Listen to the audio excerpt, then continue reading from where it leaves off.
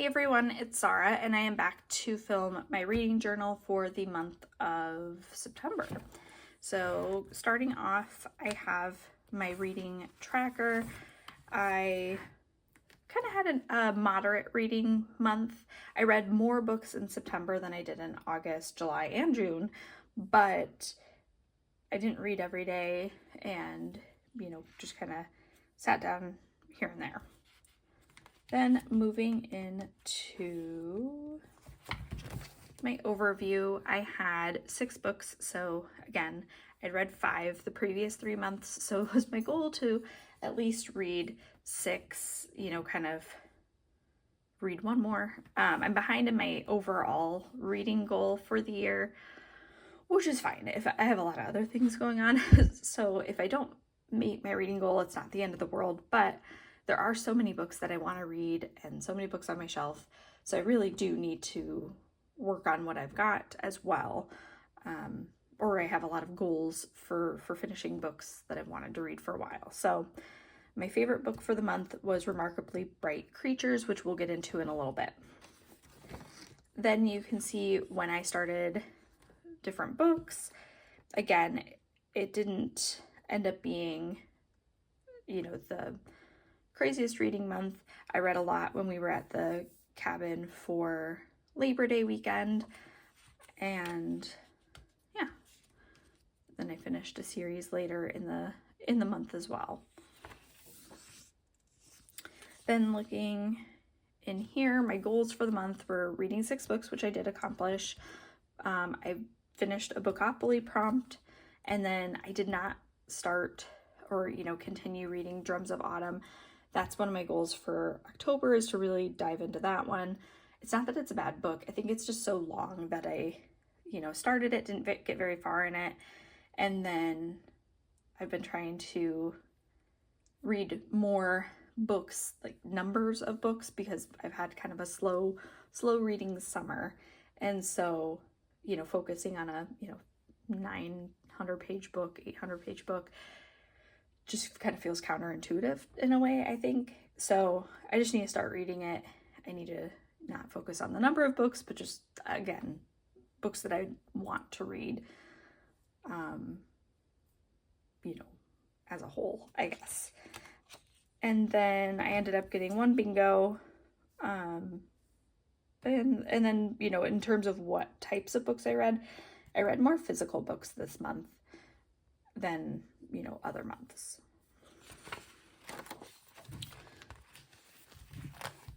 Moving into my Goodreads tracker, this one is from, where is this one from? The Shelfie Chronicles. And so I filled out my reads for this month. I started one book as a Kindle book and then finished it as a physical book. So overall, I counted that as a physical book because I read most of it as a physical book. That was In the Lives of Puppets. So as you can see, even though I had tracked some Kindle reads, I marked the completion of the book with a book icon, not a Kindle icon. So 4 physical books and then 2 audiobooks. And then looking at the month in review, I definitely read more pages this month, as well as more books themselves. So moving into the individual books, I started off the month with Part of Your World, and this has been a series. I bought the 3rd book in the series just for the summer as part of my book of the month in April. And then I bought the book. I think I was adding it to my Goodreads want to read list, and then I realized it was book 3 in the series. So then I had to kind of go back to the drawing board, get the other 2 books, and then I had every intention of reading them this summer, because obviously just for the summer is kind of a summer read. They're romances, and I wanted to read them, kind of in the summer when romance and lighthearted books are I don't know, more seasonally appropriate, or kind of the vibe. So Part of Your World is book 1 in the series. You follow Alexis and Daniel. Alexis is a doctor from Minneapolis. Think Mayo Clinic, kind of a renowned hospital. Her family has had a doctor working at the hospital since its inception. And so, she has this like big family legacy. She's, pretty well off financially, and, kind of comes from a more, I don't want to say high class, but kind of a high class lifestyle. She doesn't have to worry about money or things like that. Then you have Daniel. He's from a small town. He is the local bed and breakfast, he runs the bed and breakfast. He doesn't own it. And he ends up meeting Alexis because she's driving through the town. Her car breaks down, or she runs it into a ditch, I think. He helps her out. They get to talking. They end up having like a one-night stand. She leaves before he's, up in the morning. And, they kind of start this long distance thing. She wasn't intending to start anything, but, they kind of had a connection. And so they end up kind of starting this long distance thing anyways, but they definitely come from like two different backgrounds. They are, he's in his 20s, she's in her 30s. They have like a 10-year age difference. So there's a lot of things about them that just don't seem like they're going to work out. Just seem like, there's too many, kind of ticks against them in terms of differences. But, I won't spoil anything, but I loved the book. I gave it 5 stars. I thought it was really just a fun read, easy, fun, lighthearted, kind of a read. Then we move on to Home is Where the Bodies Are. This one I listened to as an audiobook, and I really enjoyed this one. I gave it 5 stars. I probably could have given it like 4. This month I ranked everything very high. I only had 1 4-star read, the rest are 5s. It was just I read a lot of books that had been on my shelf or my want to read for a while. And so, I just ended up having a really good, like, quality reading month, I guess. So Home is Where the Bodies Are is about 3 siblings that return home after their mother has died.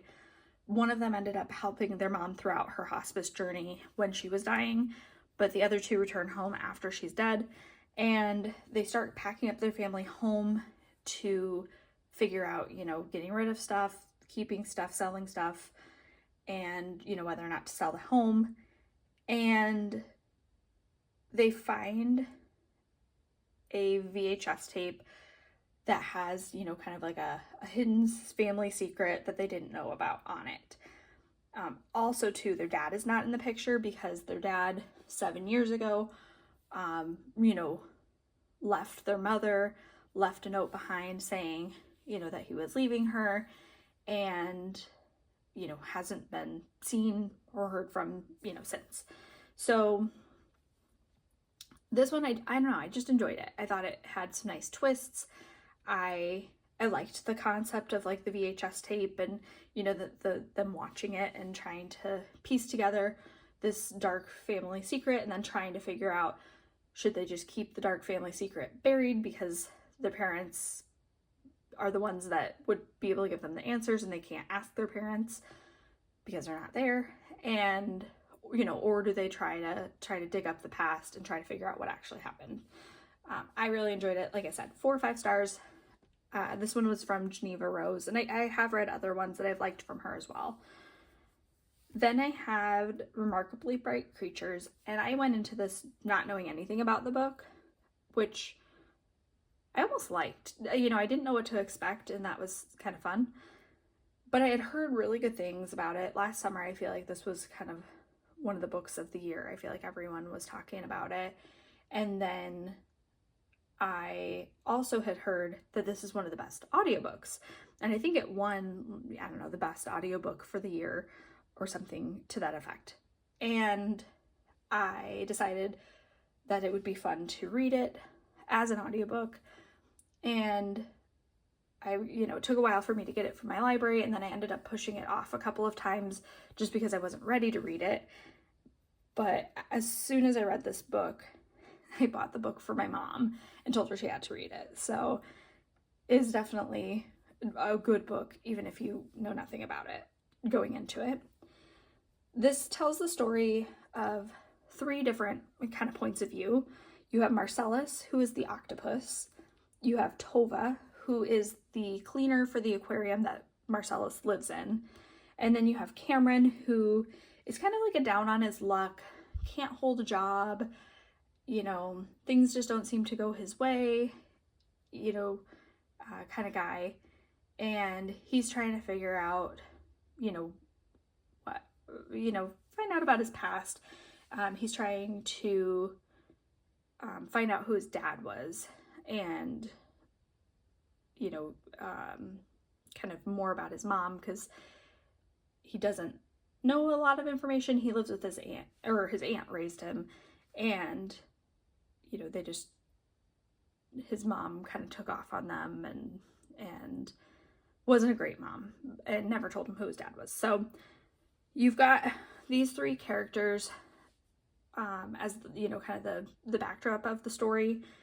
And, you know, most of the story takes place at or around this small town in Washington that has this aquarium. And, you know, it's all about, you know, kind of relationships and getting older and, you know, kind of, you know, how you deal with the past and, you know, whether you can find out more about the past or not. I don't know. I don't want to say too much, but it was really good. And I think that this is, yeah, definitely the best book I read this month, but definitely just like shot up there to one of my favorites in general. Like, I can see myself rereading this book. It was just beautiful, and I loved it. And the audiobook was so good. So again, if you have interest in audiobooks, I would listen to it as an audiobook because I thought it was really well told. Next we have In the Lives of Puppets, which is another one I didn't know a ton about going into the book. I just like TJ Klune as an author. The book cover itself is green and lush, and it's beautiful. So I knew I wanted to pick it up just because of those 2 reasons. And this is essentially a kind of like futuristic retelling of Pinocchio, which I, again, didn't really get that it was a retelling of Pinocchio until far too late into the book. But you have Victor, and he and his dad, Gio, are inventors that live in the woods in, you know, kind of away from society. And they have 2 other robots that are kind of like their sidekicks, you know, that they've restored and, you know, kind of follow them around. And you have Rambo, who is a former Roomba, or is a Roomba. And then you have Nurse Ratchet, who is a like nurse robot, and she has a really dark, you know, kind of sense of humor. She's a little feisty, and I just loved the characters. They were so fun, and for being robots, it's like the little banter that, like, especially Nurse Rambo and Nurse Ratchet and Rambo, you know, got into. I feel like it just was so cute, so funny.